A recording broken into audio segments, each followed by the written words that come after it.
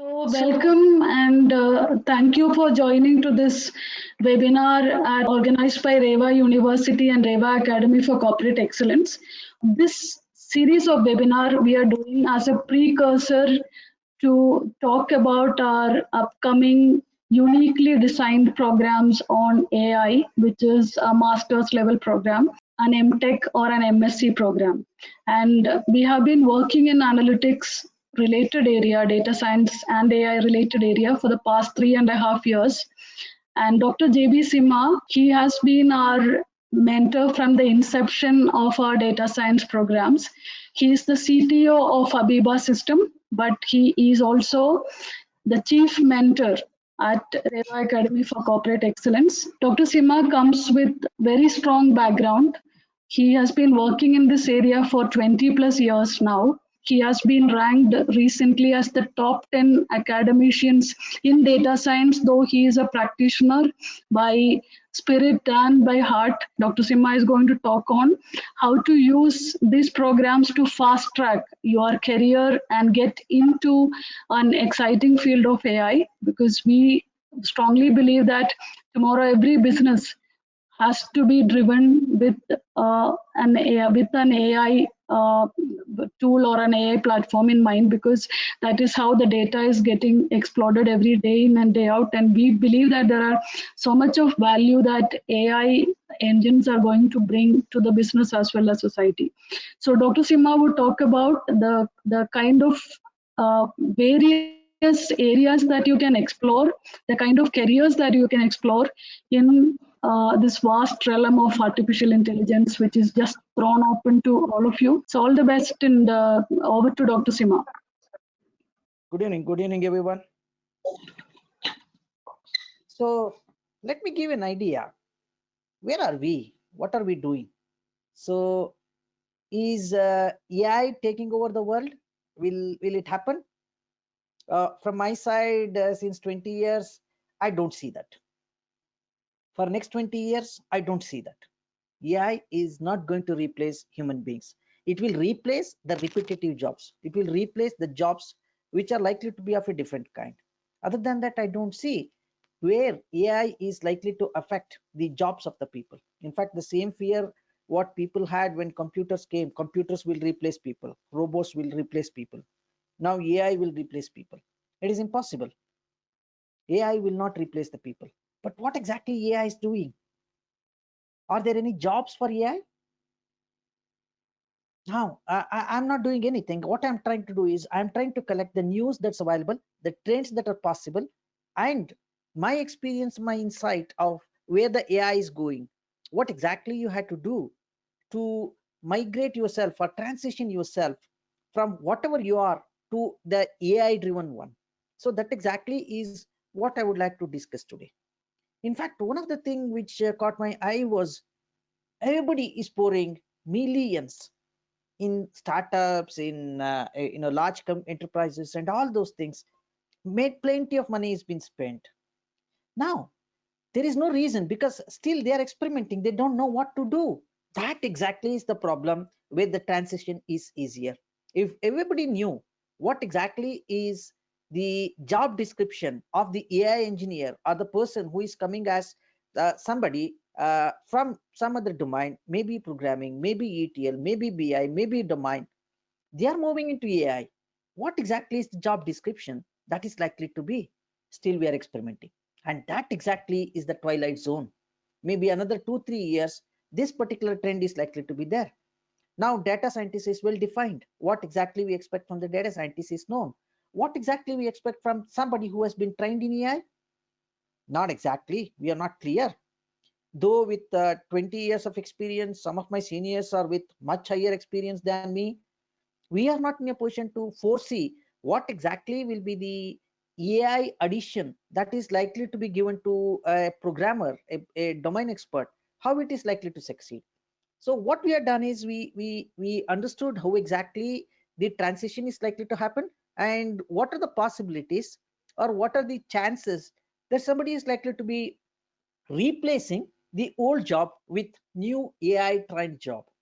So that is one of the highlights of this particular talk. Now look at it. Are there jobs for AI? In fact, one of the studies which says, which is as recent as last year, which says that 40% of the top 2000 companies say that they are using AI, and AI is creating new jobs. And staggering 133 million new jobs will be created by 2022. I'm cutting it off because last time when I saw it was about 1 million data scientists are required, 1 million machine learning engineers are required. I'm taking just 10% of it. 13 million new jobs will be created by 2022. But the problem is, in next 2 years, forget about 2 years, in next 1 year, the skill set is not available. That is the biggest problem. What is to be done, how it is to be done, the person who was doing it in the domain already knows what is to be done. If an AI has to do with equal intelligence, with equal smartness, it is not possible. They have tried RPA, they have tried everything, but that's okay when something is repetitive and no questions will be asked. The subjective intelligence or kind of human intelligence which is required to classify or make sense out of it is not needed. But when it becomes kind of something which requires human intelligence, RPA fails, any other system fails. You had to depend on humans, or you had to bring out the best brains of the humans to the system, which is nothing but artificial intelligence. And it is not possible. It is not easy to replace humans or their intelligence. So how exactly these 13 million jobs or 130 million jobs are likely to be created? So that's a beautiful question. So once we answer that question, the next question we ask is, who is recruiting? The recruitment is happening across. You take Boston Consulting Group, right? It can be top 4 consulting companies, or you take the startups. So Primary AI is a startup who is basically working in convergent AI, or you take the well-established companies like Bosch. So anywhere in between, whether it is consulting, whether it's a startup, or whether it's a established enterprise, there is a need for the people with the skills in AI. Everybody is recruiting, but the problem is they don't know when they recruit what to expect. Should I expect them to program? Should I expect them to do something? If I expect them to do something, what is that something? Can I put it in a box and say that these are the skills I need from you, and this is what you bring in, and this is what you bring in should be dependent on your previous experience. Otherwise, why should I recruit somebody with 10 years of experience as the senior AI engineer when he cannot bring something which can be done by a person who is having 2 years of programming experience? There is a difference. The difference is your past experience. So anything that you try to do, you had to move in your own domain for some time. Normally what happens is somebody who does this data science, machine learning, or artificial intelligence, he moves from let us say that customer care to finance. It is not correct, because the finance team will not accept you. But customer care team, when you can put the intelligence and other things into customer care, they will accept it. Then horizontal movement becomes easier. So that's how I have done it. I have worked in banking, I have worked in process manufacturing, I have worked in telecom, I have worked in security. So for us, it has nothing. So domain can be easily accepted once you can deliver something in one domain. So that domain should be very near to your domain. Somebody who is in marketing, he can do something in marketing and sales and customer, and possibly in customer care. And he should not directly do anything in supply chain. That disrupts the whole thing. He can move to supply chain over a period of time, but now to start, he has to move what can be done with intelligence in marketing, what can be done in supply chain with intelligence, what can be done in kind of any other function, how it can be applied. The same thing applies to other technical teams. For example, people are working in BI. So they may be doing Tableau, they may be doing Power BI, they may be doing Microsoft analysis services, they may be doing cubes, or they may be doing ETL, right? Any of this has its own period of time for which tenure. There's a possibility they will be working well, but beyond that, they would like to be replaced with a cheaper alternative. So you can see anywhere. Somebody with 20 years of BA experience what is that he brings to table? Can he do the work I have assigned within one day, which takes about 1 month for a 5-year experienced guy? No, it is impossible. Probably he can do that in 20 days instead of 30 days, but it is impossible for him to do it in one day. So that expectation cannot be set. So when we are having an expectation, the senior we become, the better we become. Do we become productive? If we become productive, in what way? So one of the thing is, normally the question will be asked, you become a manager. For me, I feel no, that may not be the right choice, because how many managers can be there? So hardly few managers can be there. So what is the best way? The best way is to progress your career towards AI driven one. How can we do that? How can we incorporate, move from the BI, ETL domain and other stuff, other functional areas, to the AI driven, AI accommodated or AI assisted kind of thing, is what is important. That's what we have to learn. If we want to do that, how can we make the transition? What skills are needed? Now let's look at it. Why a career in AI? So people may say, okay, I'm happy as a CFA, I'm happy as a CFO, I'm happy as a program manager, XYZ and all, but why a career in AI? For three simple reasons. Everything is getting affected by AI. I am not telling it is getting replaced by AI, but it is getting affected by AI. I can still remember when we wanted to go for CAF, the customer acquisition form in telecom, we used to see that it takes about 15 days for the physical verification of a person when some documents are given to him to acquire a SIM card. Now, Geo gives it within 10 minutes. You just give your Aadhaar card, they will take your photo and they will verify the Aadhaar number with what is being already registered. And in 10 minutes, your SIM is activated. Now we can see how exactly the technology has changed and AI is coming to picture. So if you looked at this, everything will be affected. I am not telling that it will be replaced. It will be affected and will be disrupted. So there will be disruptive changes. From 15 days to 15 minutes is disruption. And that is going to be, kind of trend is what is happening. And AI jobs are in high demand because of that. Because you know what exactly is the process, how exactly that process can be changed, how exactly AI can be implemented in those processes. I, as an AI engineer, cannot come there, do something and come out. For me, it takes at least 3 to 4 months to understand what it is. Still, I may be doing a mediocre job than a person who already knows that. So that exactly is what we are looking at. So how can we get the AI into my process? You are better suited to move to the next level. In fact, whenever I train people on data science and all, normally I get surprised when I see that there will be a 2-day course, there will be a kind of thing like that. But trust me, you had to have a formal training in data science in AI. It is not possible for somebody by reading blogs, by reading something, if they can do. There are exceptions. Exceptions cannot be a rule. The rule is 2000 hours of training. 2000 hours of dedicated focused training is what is required to move from whatever you are to the AI driven kind of thing. So that's one thing. The second is, getting AI education is challenging, because when I say 2000 hours, people will ask what is meant by 2000 hours. Just break it down. 2000 hours or 2 years is nothing but 1000 hours per year. It is nothing but 3 hours per day. So if we are spending 3 hours per day on yourself, there is a very possibility that you can easily migrate from whatever you are to the AI driven kind of thing. So that's the second point. The third point, why you should go for a career in artificial intelligence, is AI careers are future proof.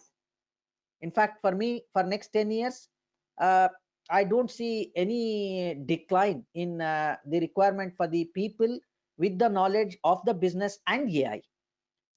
Please understand, it is people with business knowledge with an ability to implement with AI.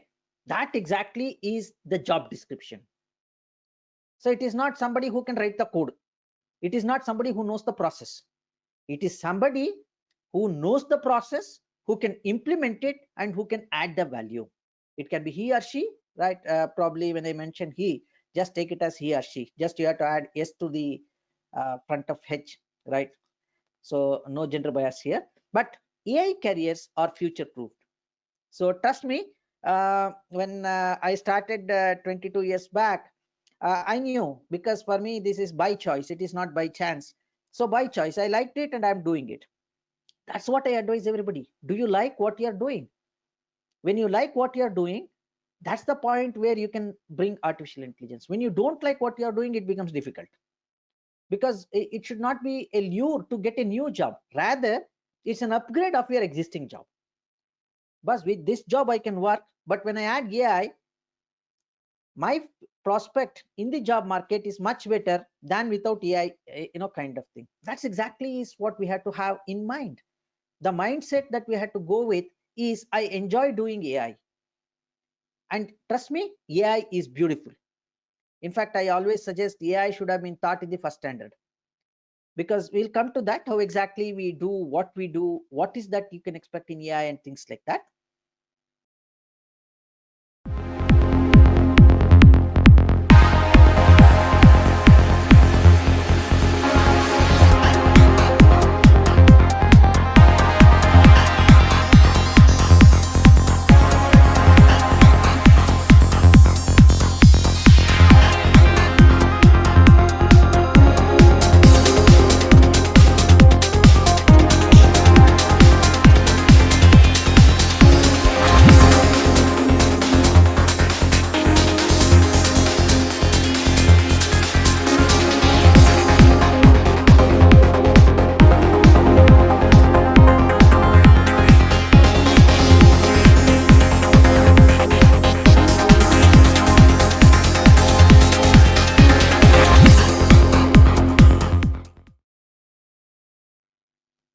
Are you ready for the voyage now? Right? How do you make the career switch into AI? So what is that you should know, and how you can prepare yourself to move from what you are now to what you can be in next few years. So you had to have the long-term plan. So unless you have the goal of after 5 years what you will be, it cannot be a fast food kind of thing where I do this course, I will get the job. That's an exception. That's an exception. But when I look at somebody who has demonstrated that he's capable of delivering value, it's not an exception, it's a rule. And if somebody says that I would like to take somebody with a hi-fi degree, whether he adds value or not, compared to a person who adds value, you have a option for two people. Let's say that two people are there and one person is capable of adding value. He has demonstrated already, he has done similar kind of two projects. Another person is there, he is from some outstanding institute and things like that, but is not tested. You can take the risk, and if everything is good, if the luck plays in your favor, probably things may work out well if you select the person who do not have the experience. But if you have the person who has the experience, it is always assured, right? Still it is probability, 90% chances are there that he will deliver, because already he has delivered two. Same thing happens with the surgeons, right? When somebody says he's the best surgeon trained by best of the best in the world, but he has not done even a single surgery, you are the first person to go as a guinea pig. Will you go with him, or you go with some 50-year-old doctor who has done 10,000 and the survival rate is 9,999? We go with somebody who has the experience of doing it and being delivering it. And that exactly is what we are looking at.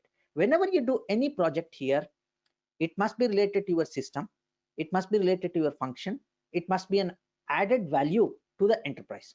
So once you do that, there is no reason why you cannot be transitioning to AI. So we would like to see, if we are ready for the voyage, how business challenges are there in the enterprise currently, how they are there. So that gives you glimpses of what exactly the AI training you had to have, what you should be prepared for, what you should get, what skills, what knowledge is expected of you when you are moving from your domain to AI. Let's look at this first. The first of this is BI versus AI. Normally what happens is, you might have heard about the cubes, you might have heard about the business intelligence and things like that, dashboard, blah blah blah blah. Normally what happens is, they will look at the historic data, they will try to see the trend, they try to compare something, but all of that is deterministic. There is no uncertainty in the revenue we received last year, previous to previous year. There is no uncertainty in number of customers I acquired last year, previous to previous year. Simply I make an assumption, moving average of this for next month, next year. That is deterministic. That thinking is not sufficient, because that is limited by what I know. There are certain things what I don't know, which may have uncertainties. Most of the business decisions will be done with 10 to 30% of information. 70% is uncertain. We don't know. But that 30% is coming from deterministic one. Simply we extrapolate it, which is not correct. Nobody takes the responsibility for doing that. They say this is the best I can do. But what we are challenging now is AI can do better. AI can replace CEO. AI can replace CFO. But what is required? The CFO knowledge cannot be replaced. The CEO knowledge cannot be replaced. The ability of the CEO or CFO subjectively doing some kind of uncertain information decision can be replaced. And that's what we are trying to do. So there is no guarantee by doing AI, it will be 100% correct. But our assumption in BI is it is 100% correct because the data was like that. It is not about the data. It is about the uncertainty we have in the data. It is about the uncertainty we have in our mental model about a decision. AI will bring out those decisions with uncertainty, and it does better. Now I can see that most of the AI systems are driven out in medical domain, because no doctor wants to be replaced. They make sure that the system fails, whether it is determining retinopathy in diabetes, or it may be determining cancer using a second opinion. They do not want that. The reason is simple. Nobody asks the doctor why you are telling this. Even if you ask that, he will ask you whether am I a doctor or are you a doctor. You listen to me. When AI comes and says that because of these reasons, I tell you this is the decision I'm making, and it has been proven it is much better than the doctors. Now doctors are worried about it. Same thing happens everywhere. What we are suggesting is, if you are a doctor, try to understand how AI is doing. You try to teach the AI. That will be your job. You try to do the research what AI don't know. That will be your job. Those creative things, the things which AI cannot do, that's where we are positioning the domain experts and others. The second is what we call as the explainable AI or causal modeling. So that's very important now. Now still we are in the hype, kind of the era of hype. Deep learning does everything. Artificial intelligence does everything. Not necessary. I'm not interested in something doing taking over me. I do not want to live in a matrix world. What is required for everybody is, can you explain why you are doing it? How consistent you are in explaining why you are telling that? And that's in Python language, we call it as explicit is better than implicit. When doctor knows and you have to believe doctor, it is implicit. When somebody says, I don't tell you how to do it, but I'll tell you what to do, I am not interested. I'm interested in why you do that, how you do that, when you do that, right? All these things I would like to know. I want that to be explicit. AI becomes explicit. AI brings out the mind of the people, the deep learning models, everything becomes explicit when we apply explainable AI. And that's the second area which we are interested in. Is it a challenge? Yes, it's a business challenge. Now, if there is a change of guard in the business, nobody knows what is the tribal knowledge he carries away. Nobody has documented how a HR system works. Nobody knows how a finance system works. If the finance manager leaves without keeping track of how the book of accounts has been managed, they will look at it and they will see, according to rules, this is what he has done. I will understand. But we never get into mind of a CFO. If we can get that, if we can make it explicit, why CFO did this decision, what was the data that he has used? Out of 100 decisions a CFO is made, if the AI is capable of doing 99 decisions similar to him, there is a test called as Turing test. You cannot differentiate between a CFO and a AI CFO. We are looking at that. Can we make it explicit? The third one is multi-paradigm. Normally, people used to think that if AI comes, everything will be taken over. If AI comes, nothing will be taken over. Part of it will be taken over. Because the idea is, when we are looking at the paradigms of intelligence, for example, I always used to give this example. You teach a kid what is 9 and 1. 9 and 1, kid says is 91. 8 and 1, 81. 7 and 1, 71. You have shown the pattern. Kid now knows 99, 91, 81, 71. Now you give the kid 1, 1. Kid simply says 21 if it has understood the pattern. But you teach the kid only once, it is not 21, it is 11. Kid understands that. But our neural network, our machine learning, XYZ will never understand until you give some 100 to 200 records to say that 1, 1 is 11, 2, 1 is 21. And whenever it looks at 1, 1, it has to be counted as 11. So it learns by very gradual learning. But humans are not gradual learners. Whenever it happens, quickly they will catch the point. It is like cracking a joke.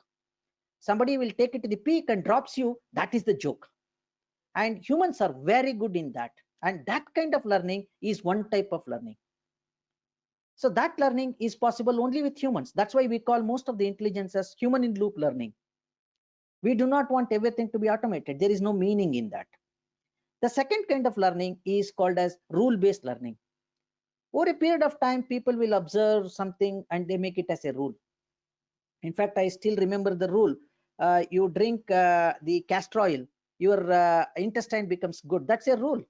For a lot of time, people said that that's incorrect. Now again, it is coming back. So it's a good laxative and it's a good worm remover, lot of things.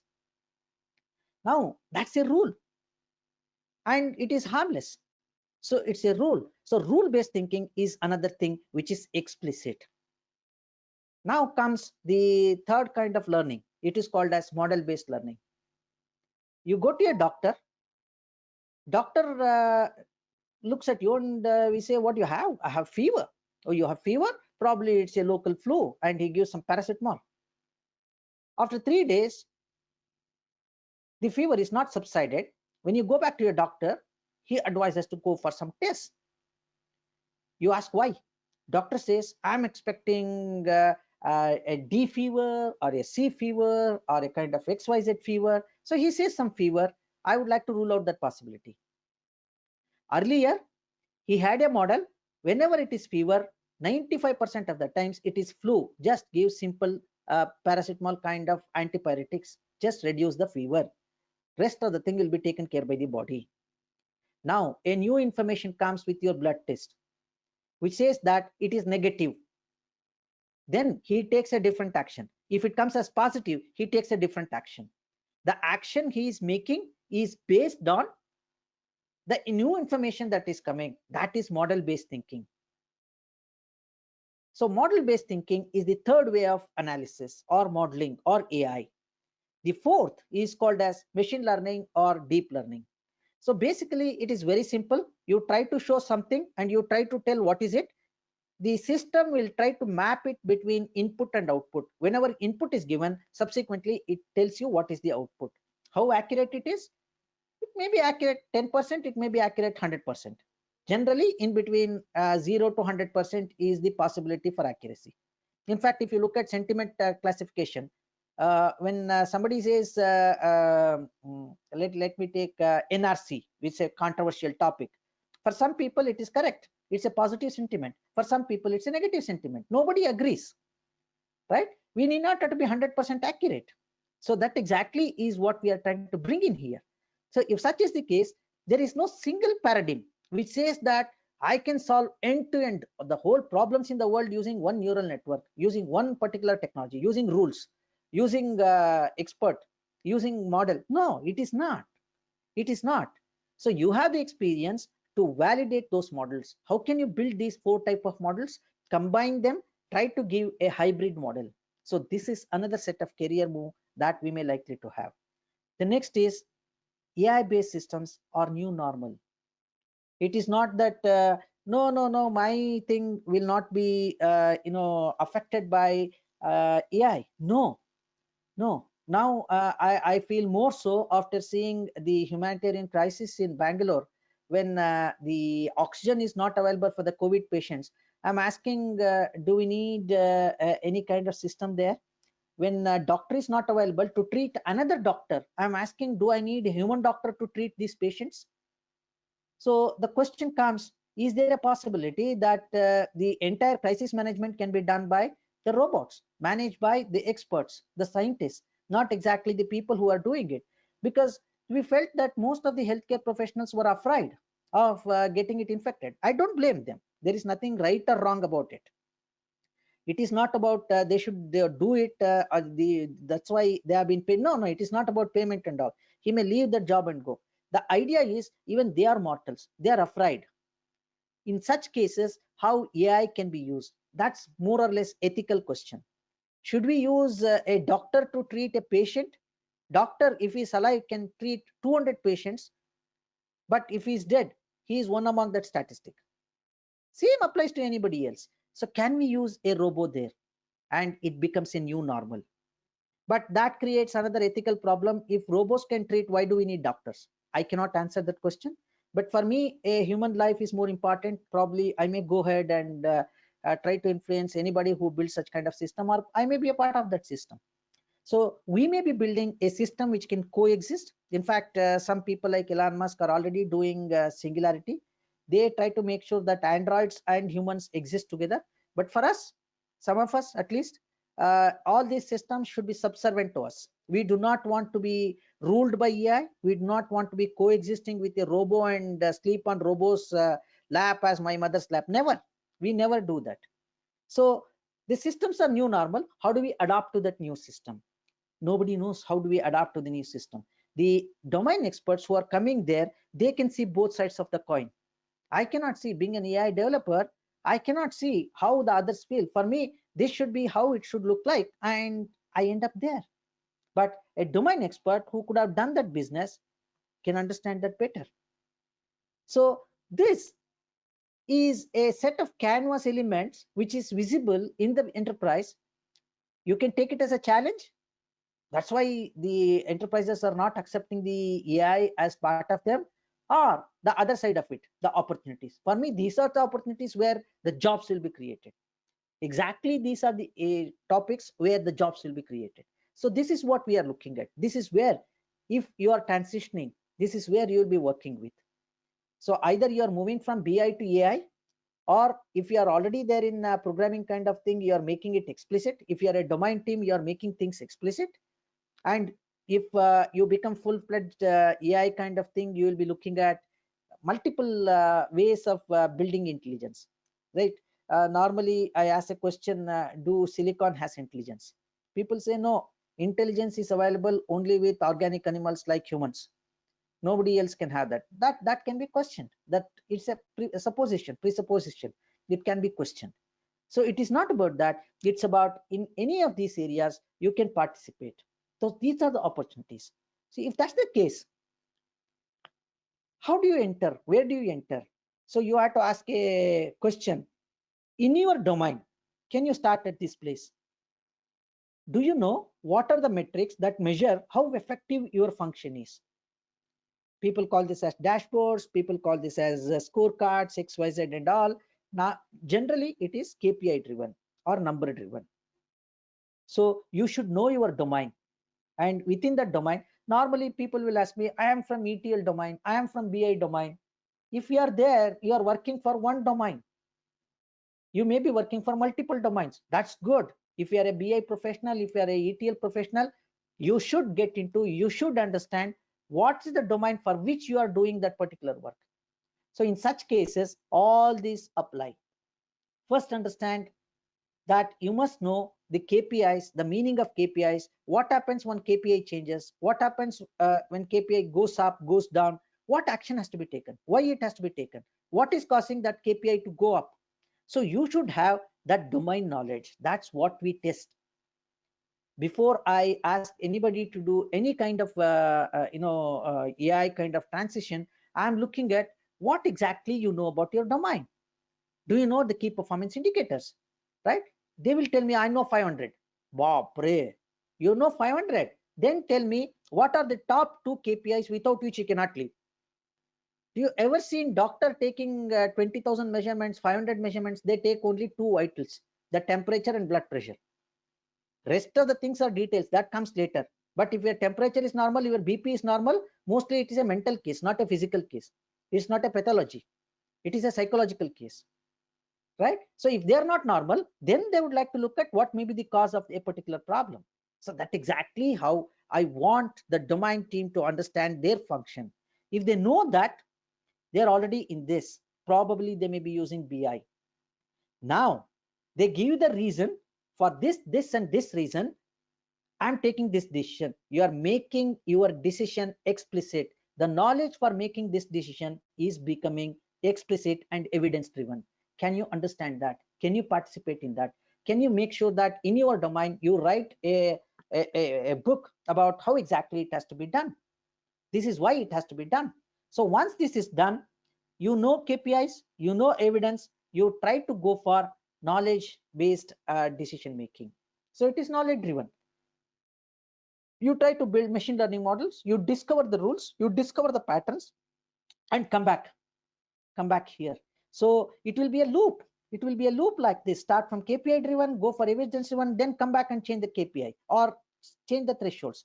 Then you go here, you can come back here, you can come back here. After knowledge, after getting the machine learning models, AI models, and things like that, you will make that as self-learning, because you won't be there all the time for the system to teach. The system should become adaptive. The system should start learning. So once you can participate in all of this, you're ready for your transition. That is the goal. You start from here and you move up here, and that is not different from the enterprise challenges. They don't know where to put you. In fact, people tell me they have taken me as data scientist, they have taken me as AI engineer, but I am generating KPIs. Exactly, that is possible because that enterprise is at this level now. You cannot expect it to be here. So it depends on your transition, how we are migrating. So for that reason, so these 4 things, the number sense, the reasoning sense, discovery sense, and learning sense, all these 4, the skills, the knowledge, and the experience, if we have, the transition becomes easier. So this exactly is what you have to strive for.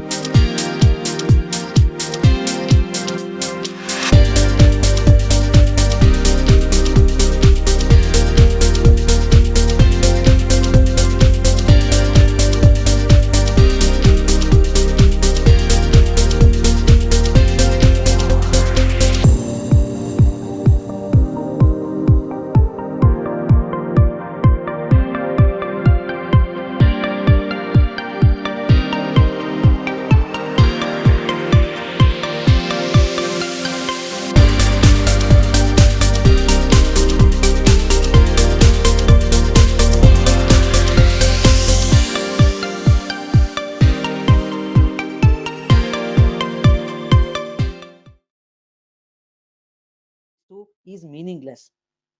It is like the gods must be crazy bushman. So somebody throws the Coca-Cola bottle, and that bottle is used by bushmen for everything. Anything they do, they will be using that bottle as if it is God sent. So artificial intelligence is useless without these 2. The next generation analytics, next generation AI is based on data, domain, and AI.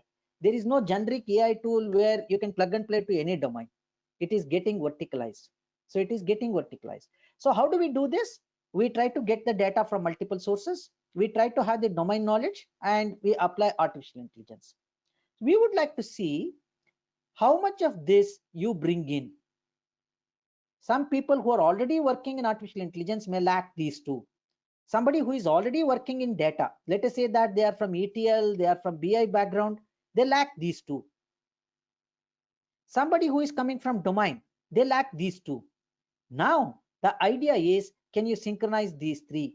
Any program that you join should be having these type of blended kind of learning, where it will complement what you don't have. It is not supplementing what you have, adding one more degree.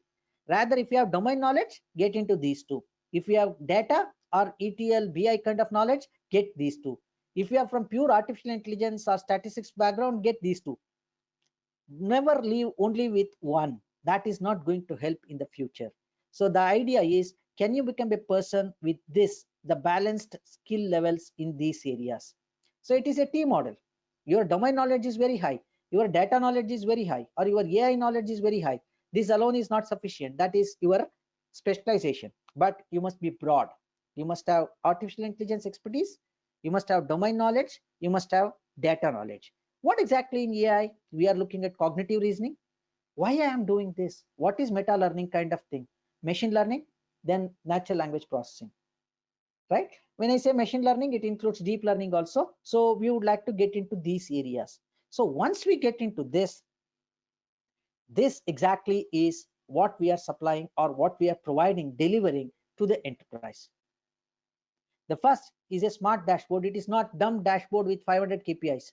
If one KPI is sufficient out of 500, why you want to show all 500?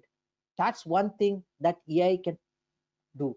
But just because AI tells that, can you accept it? No, the domain will validate it. So that exactly is what we call as human loop interactions. Everything in future, at least for next 50 years, is human in loop. Fully automated thing is meaningless. I don't know how many of you know that the self-driving cars is a myth, because the insurance companies ruled out, if any accident happens, they are not going to provide any kind of third-party insurance. The manufacturer of the car is not ready to pay the insurance, and the owner is not ready to pay the full insurance to have the car. There is no meaning. So because there is no human in loop, it is unlikely that it is going to be any kind of effective transportation mode in next 20 years. I don't see that. But possibly a rocket to moon with only computer is possible, because nobody is expecting people to come back. We are happy if somebody goes to moon, or if somebody goes to Mars and stays there. So that's good. But idea is smart dashboard. The next is rule-based analysis. Can you build a rule because of your experience, and can you calibrate it with the data? If you can calibrate it with the data, you got right experience, right skill, right knowledge for getting into AI. So the expectation you can see here: know your domain well, know your skill well, rate it, right? Talk to your mentors, talk to somebody who can advise you, talk to somebody openly, talk to somebody who can evaluate you. There is nothing wrong if you are in zero, right? All of us were in zero at some point of time. We can get into 10 at some point of time. The moment we reach 10, something else, we are only at 3 or 4. It's a continuous learning. It's Kaizen, continuous improvement and continuous learning. So that's what we have to keep in mind. Our mindset should be continuous learning. I'm good, but I can become better. Next is NLP. Now the idea is, I do not want to write, because today when I was talking to one of the customers, he said the cost of the psychiatrist is very high for him on an hourly basis, and they spend more time on writing, which takes about half an hour to write everything. But if he speaks, it can be done in 5 minutes. So he was asking, can you tell me something like, I will dictate it, the transcription has to be converted with the complete intelligence, it has to self correct itself. So that's an application that people are looking at. And then there will be machine learning, where the patterns which are not seen, the comparisons, the distinctions, the deviations, the anomalies, the correlations, all of this which cannot be done manually. If it is only about 5-10 variables, I can do manually, all the combinations I can check. But 1000 variables are there, 500 KPIs are there. How can I do that? It's not possible. We cannot do that. So what we had to do is, we had to go for machine learning. So the transition has to happen, when to apply machine learning. The next is self-learning. When something is not matching my knowledge or the current knowledge, I had to ask somebody, can you teach me this? I'm not getting this. That is the uncertainty. That will become self-learning. And somebody, before it is being put into practice, somebody has to get that and verified, and that is nothing but domain. Domain has to give the feedback by this, domain is getting more, and we are also looking at what is the advantage of having all these things. Amplified knowledge for the domain. Whatever the current domain knowledge, let us say that it is 10, it becomes 15, it becomes 20 on a scale of let us say 100. I don't know, probably on a scale of 10 it becomes 20. It means that it is amplified, right? So amplifying the analytics is possible when the domain, the data, and AI are combined. And this how the world is likely to look at the adoption of AI. So once we have that, should I have to learn all of this? Is the next question. I'm from domain, I'm from ETL, I'm from BI, I'm from testing. Should I have to learn all of this? No, not necessarily. You have to have the breadth of all of it, but your specialization should happen with some of, right? They say that the top 5 careers are like this. The first of this is data scientist. Generally, I have seen statistics team coming and telling that you learn statistics, you become data scientist. No, no, no, no. Statistician is not data scientist. AI guy is not data scientist. A business domain expert is not data scientist. When they combine all these three, they become data scientists. And mostly data scientists business driven. It is not technology. So they had to serve the business. They had to serve the profit, the cost, the safety, acquisition XYZ of the business. And they will be business driven. And next will be NLP engineer. So NLP engineer is mostly technology driven, because most of the things that we are understanding now with deep learning and other things are only superficial, only at the surface level. It is not even gone deeper. Natural language understanding is extremely difficult. People may say that already Google has done that. I will show you hundreds of cases where Google failed, because nobody wants to show the failure. People want to show only success where they can make money. But where the failure is, you take it, then you will see that it is not working. NLU is difficult. So it may take another 25-30 years for us to reach the level of human interpretation of natural language understanding. But as of now, NLP engineers are in great demand. Like one of the applications I said, the doctor will speak, and that has to be converted into text, the speech to text conversion, and every word in that has to be checked against the medical dictionary or the finance dictionary or the marketing dictionary, and it has to be corrected. Every sentence has to be corrected. The summary has to be done. So these are the type of things an NLP engineer does. Mostly it is technology driven. Then there will be a machine learning engineer. Machine learning engineer is one of the toughest jobs next to NLP engineer.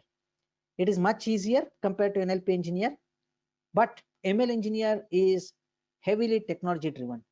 They try to prepare the data, they try to build the models, they try to understand the math behind the models, and they try to push it back to production. That's what we are looking at. The fourth one is the AI architect, somebody who has been an architect in BI, somebody who is an architect in ETL, right? The way forward is to become the AI architect. It is technology driven, but to some extent it is business driven also. Without understanding business, an AI architect cannot become an architect. The last one is the product manager. In fact, 50% of the jobs in AI is coming with startups. It's not in large corporations. So mostly they will be in startups. So all of this, except data scientists, hardly a startup need to have a data scientist, but they had to have NLP engineer, they had to have ML engineer, they had to have AI architect, they had to have product manager. So product manager is business and technology driven, not just technology, not just business. They had to understand how to make money out of this product. They had to explain what is the technical detail of this product. Unless they are blended, product manager will not succeed. He cannot be just having a management degree and say that I'm a product manager. He has to sell that product. He has to make sure that product succeeds.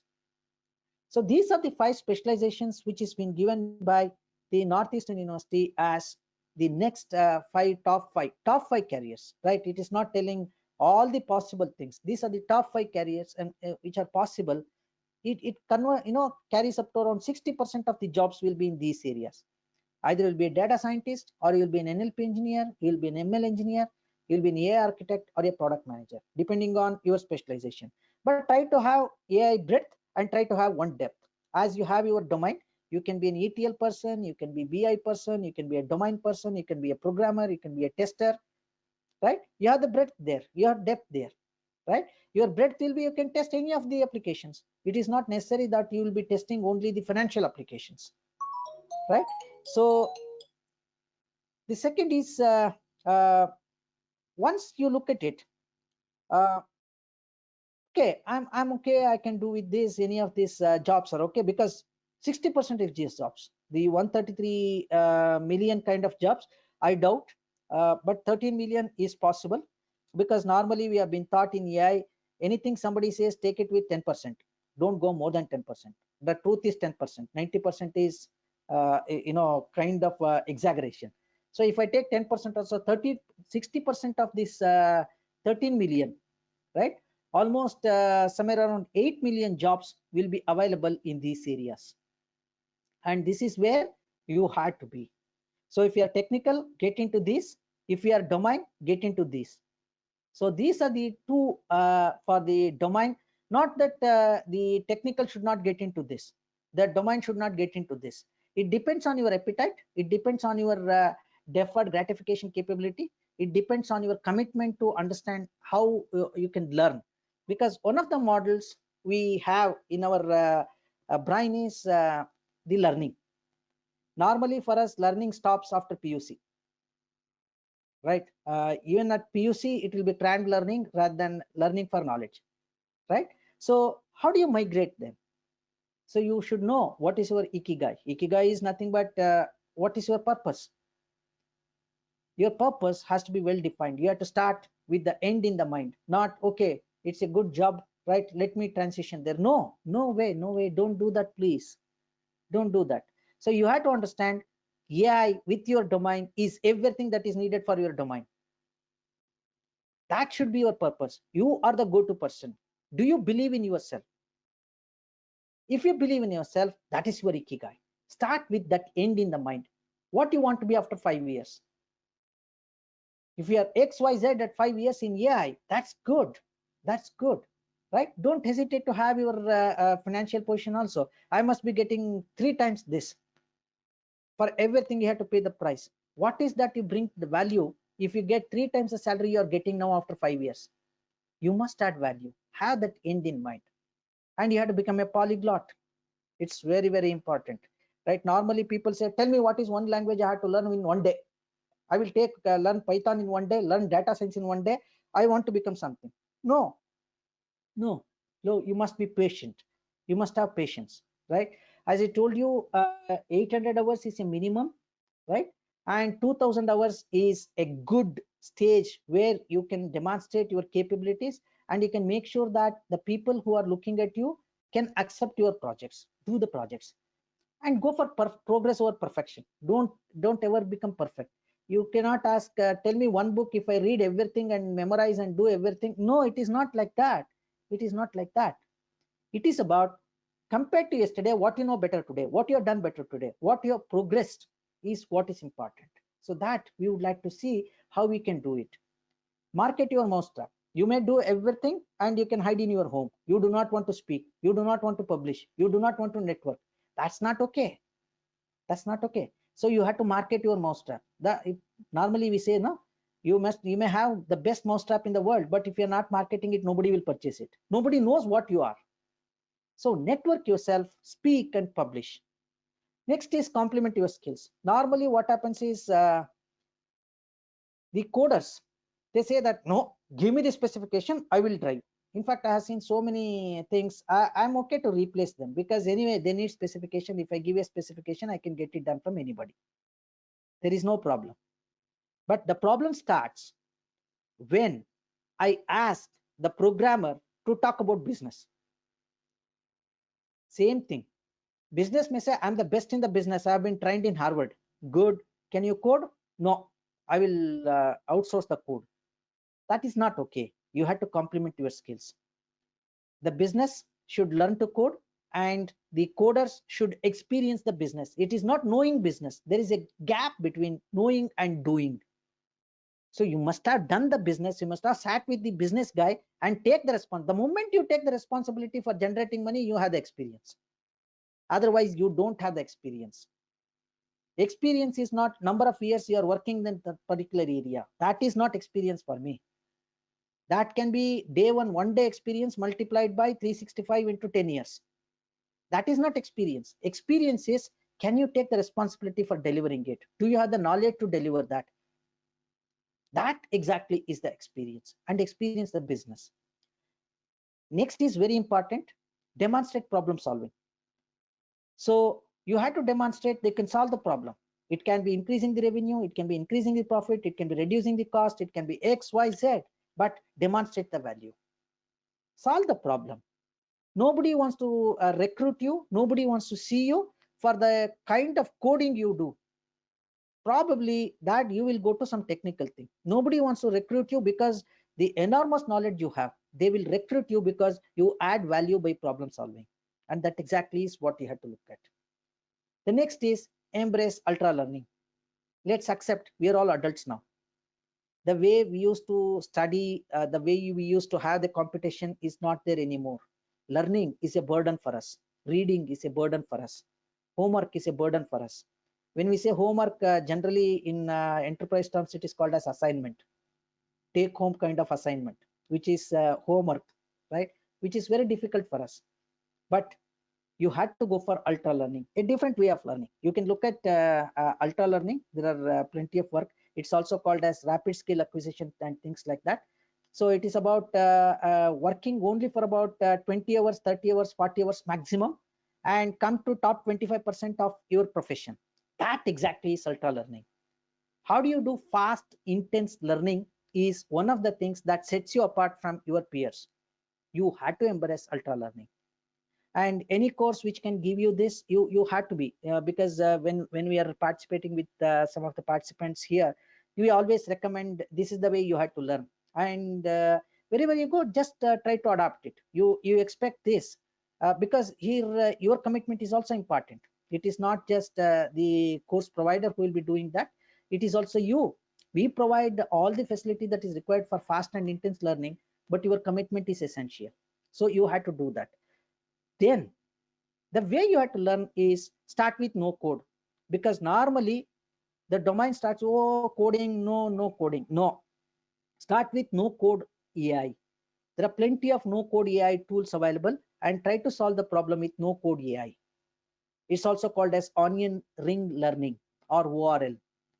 The center of the onion is very sweet.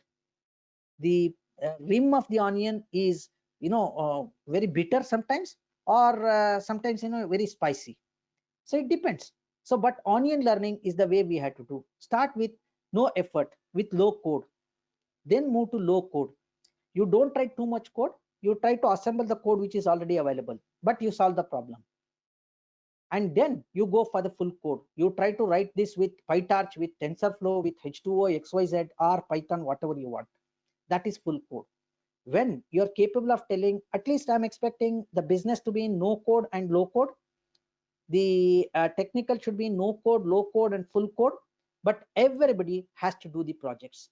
The way we expect, at least the way we have implemented in race, is you have to implement at least 4 projects by writing the paper, by implementing and reading a paper. When you read and implement somebody else's work, you know how they are thinking, how they have solved that problem. So by that way, you will be gaining experience, and you are getting, kind of confidence that you can solve the problem. Trust me, hardly there are about 6 problems in AI: profiling, predicting, anomaly detection, correlation kind of thing, right?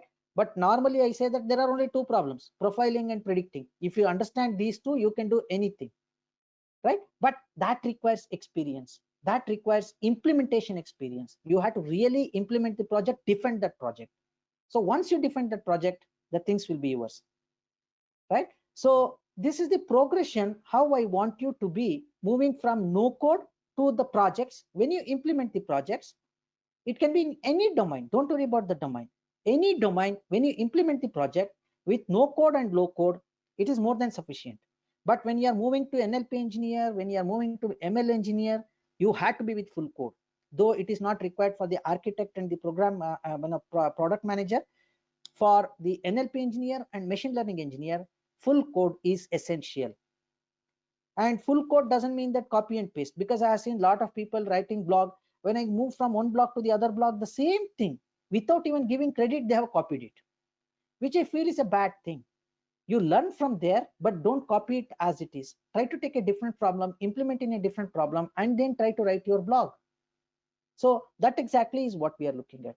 This is the progression that you had to undergo to move from nothing to no code, to low code, to full code, do the projects. You are ready for your transition. So I wish good luck for the people who are interested in moving towards this. And I always recommend, because I keep artificial intelligence in my heart and my mind, I always say, do AI. Thank you. If you have any questions before moving to the next stage.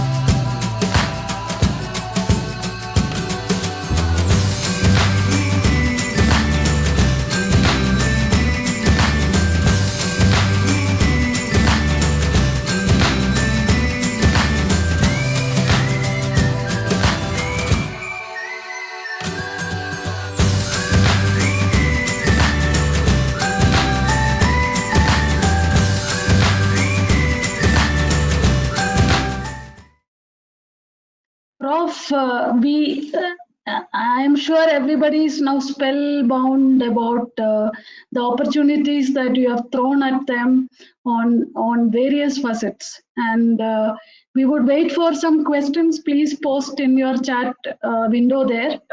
Yeah. If you have any questions. In the meantime, we would say that this program, what we have designed with Dr. Simha, is going to be a very project-driven program.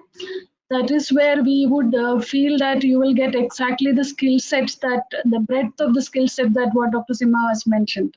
So we have a series of projects which would come as part of the module. It's not going to be a conventional program that you see in a typical institution which is offering so many similar courses.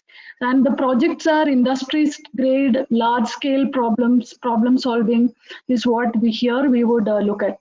So ranging from video, image analytics, speech analytics, or text analytics, and fuzzy systems based projects, which would give you that understanding more deeper into building a very relevant AI system is what our intention is through this program.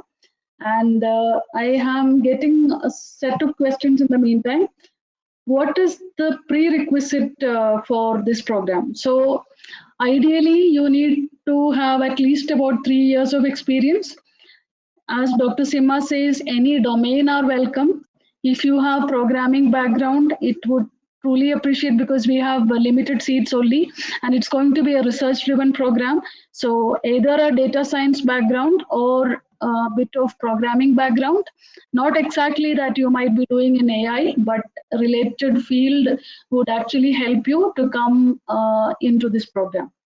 Yeah, this question is for Dr. Simha. How do you measure AI implementation, whether it's successful or not?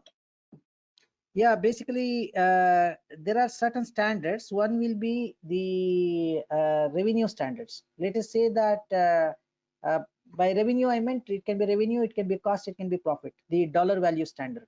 So before implementing, what was it? And after implementing, what was it? It is not about whether it is successfully, elegantly implemented or not. It is about whether it is productively implemented or not, whether we got any result or not. So that's one way of measuring it. It is the dollar value.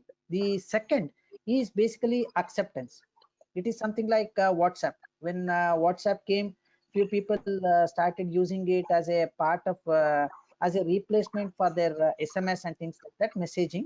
But subsequently it became ubiquitous. So everybody started using it. Even Telegram could not beat it. So now they are moving into other areas. So that is another way of doing it. The acceptance, the prevalence of that particular thing is another metric. The third metric, which is purely technical, is how you are better than the expert. So if I implement an expert system to diagnose fever, how much it is better than the doctor? As of now, the cancer diagnosis, the diabetes diagnosis, and other things are at least 6% better than the doctor. That's a measure. Doctor has correctly classified fever 80% of the times.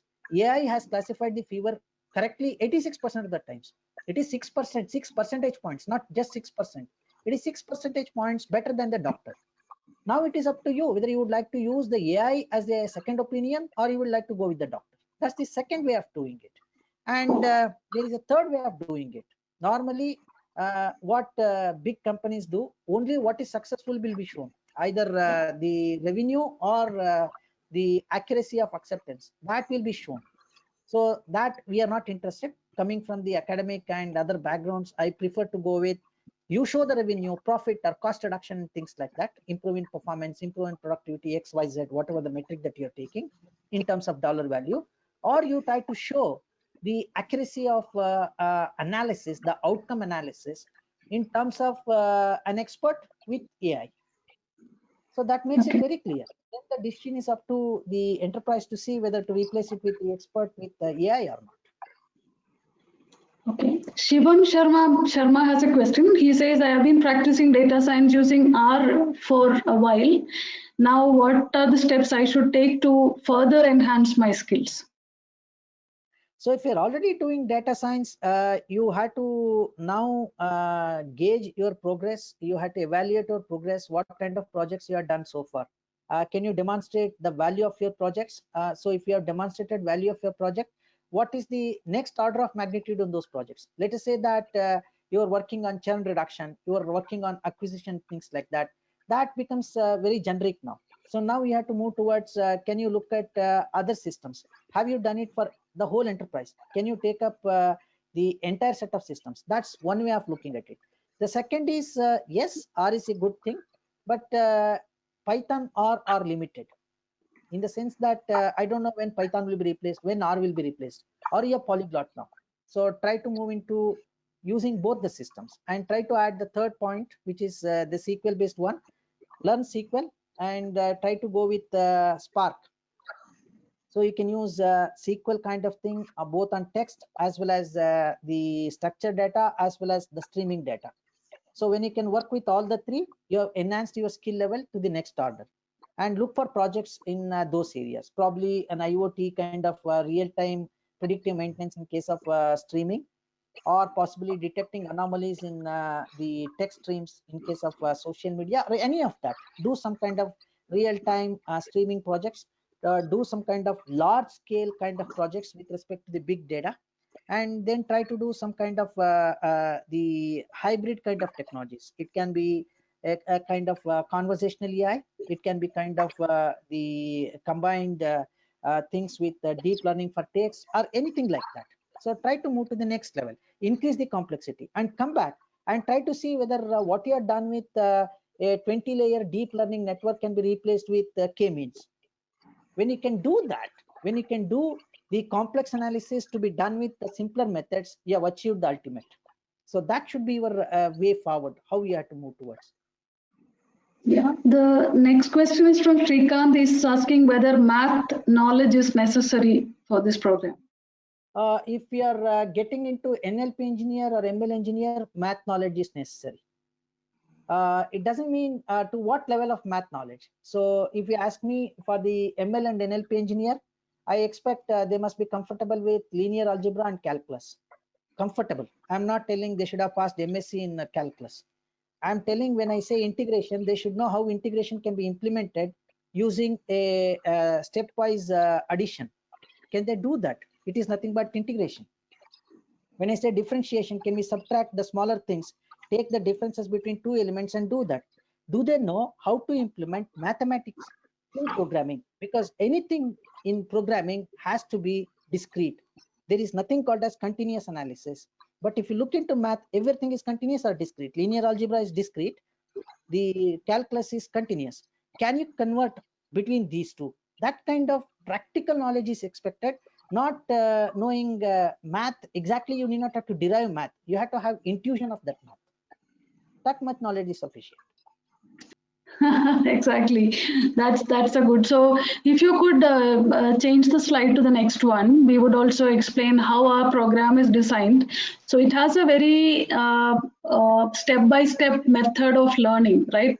So even if you are coming from a related background or no background, and if you have this passion, as Dr. Simha told, that it is out of choice that you have chosen this kind of a career, and you have your basic understanding, then we would begin actually to understand the dealing with the programming and different kinds of data. So the first trimester itself is on starting with dealing with data, either structured or unstructured data. But as a prerequisite, you need to know programming. As Dr. Simha says, we are not limited to one language here. We are limited to problem solving, right? That is the only limitation. Otherwise, we don't restrict to any of single language. And linear algebra, which is important when you are doing the ML algorithms. And then in the trimester 2 is where you would be introduced to applied statistics. It is not the usual conventional statistics, but applied statistics, which makes sense when you're building data science projects. And then machine learning and advanced machine learning, which includes both deep learning, reinforcement learning. So this is where you would get all the second level of understanding, that how to build an ML systems. Moving on to how to, as Dr. Simha says, that how to build actually hybrid systems. So how would you create conversational AI systems? How would you inbuild fuzzy systems? And we also have association with IBM. So therefore some courses would come from the IBM list as well. And in the last trimester, again, it is more of deployment of the final AI models that which actually brings out the results, bring the learning loop, and develop that business effect or impact that you are hoping for. So that is how these trimesters have been divided, and it's extremely hands-on project-driven program. So it is going to help you to learn all these skills one by one and connect everything together so that we can proudly present you as an AI engineer, right? So that is the way that we are designed this program. And we have some industry grade projects which are happening here. Plus we are training a set of projects in, especially in NLP, healthcare, security analytics. These are the areas that already work is happening, which Dr. Simha again is leading some of the major projects. There is a question which asks for why do we use SQL and why no SQL? Yeah, Actually, so normally yeah. it's a kind of paradox. People thought that SQL is dead and SQL should not be used, but they could not able to replace the table level logic with any other language. So that's one of the problems we are still facing. We don't know how to work with the sets without SQL. And most of the operations, which in programming technology, programming paradigm is called as vector operations, is very well implemented in SQL 30 years back. R, Python, and others are using vectorized operations now, and they are primitive compared to SQL. The second thing is SQL is good in certain areas. SQL is not panacea. SQL is good when we want to do kind of aggregation, kind of joins and things like that, but it is not so good when it comes to record level handling. SQL is not good for that, right? Because the schema has to be predetermined, the schema has to be known in advance, and all of those are problems with SQL. When I don't know what is that I'm reading, it is called as schema and read. In such cases, we use NoSQL. NoSQL stores the data as it is, and it creates its own metadata. For example, in MongoDB or in OpenTSDB or in let's say HBase, everything will be added with what is the column name, what is the value, what is the column name, what is the value. So that column name value is called as a key pair or key value pair. So once that is been implemented, there is no need for having any column name definitions and things like that. I already know what is the column name, and it can have only 2 columns in one row, 2000 columns in another row. Still they exist, but it is not possible in SQL. If we go to SQL, the 2000 row column will become the standard because it must be schema predefined. In case of NoSQL, it will be a schema on read. So these are the differences. When do we use SQL? When we want to aggregate, when we want to pivot, when we want to do some kind of huge table level kind of thing, we would like to use SQL. Normally what happens is I have call records of the customer. Every customer per day will be having 10 calls, and 25 call records will be generated for him, depending on incoming call, outgoing call, the breakups, the handovers and things like that. But I want how many calls he has made in that day. I had to aggregate it. SQL is very good with that. And I had to build one row per customer. SQL is very good with that. But let us say that one record will have two rows, two columns. Another record has got 10 columns. SQL is not good with that. We have to go for NoSQL. So that's the Yeah. difference. So in our program, it is we have even provision for these kind of. That's why we will have structured data handling, unstructured data handling with both SQL as well as NoSQL tools. Another question which I think we have answered is that does this course cover live projects in AI? Yes. Oh, it's all live projects because we are kind of research oriented to start with.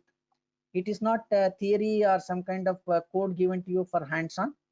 Anything that you do will be connected with one of the projects we are doing.